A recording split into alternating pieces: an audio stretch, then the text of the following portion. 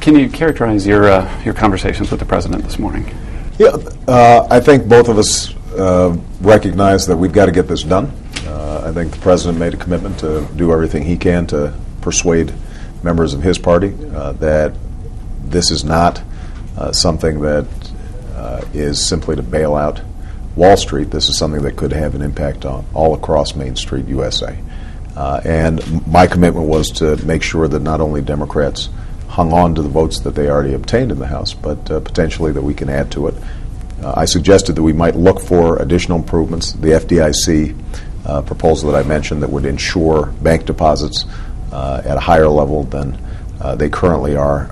That's an example of something that might give people who were hesitant to vote for this thing a good reason to vote for it. But I think the most important thing, and I tried to do this in the speech today, was to explain to the American people this isn't a matter of just a couple of banks in New York. I mean, this is an issue of whether or not we're going to be able to keep credit flowing so that the small businessman can make payroll on Friday, so that the college student is able to get a loan to go to college. And that's the kind of thing that I think has not been explained the way it needs to be. Is that the new strategy now then, to really explain the problem better? Not so much talking about what the plan is, but explain that this is not just banks failing. Well, I think you have to do both. What I tried to do today was to explain two things. Number one, if this is structured properly, this is not us just blowing $700 billion that we never see again. This should be structured so that although the Treasury is using that money to buy troubled assets, those troubled assets, when the market recovers, can be sold back and taxpayers can get their money back and maybe even make a profit. So that's point number one.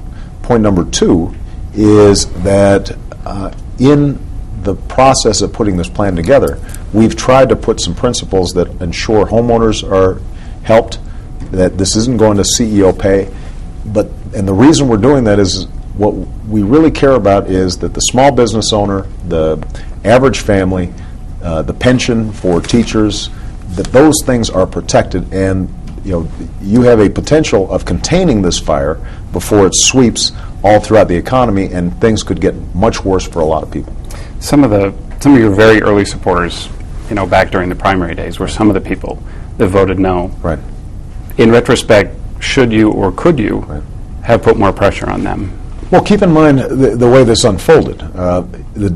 There was an agreement between Democratic Leader Pelosi and Republican Leader Boehner in the House that each side was going to come up with a certain number of votes. And the Democrats, I think their number was 120, and they came up with 140. So there was no sense ever communicated to me until I was on the phone finding out that the bill had gone down, that somehow this bill was going to fail. That's not to put all the onus on the Republicans. It is to say that Democrats followed through on their commitments. At this point, knowing that the Republicans may not be able to muster all the votes that they had promised, if we need additional votes to get this done, then I'm going to do everything I can to make sure that that happens, because I think it's important for the country regardless of what the political alignments are. Has there been any discussions at all? It seems like now you and Senator McCain are at least on the same side of this thing. Has there been any discussion about introducing joint legislation on the floor of the Senate, for example? Oh, I don't think that would be helpful.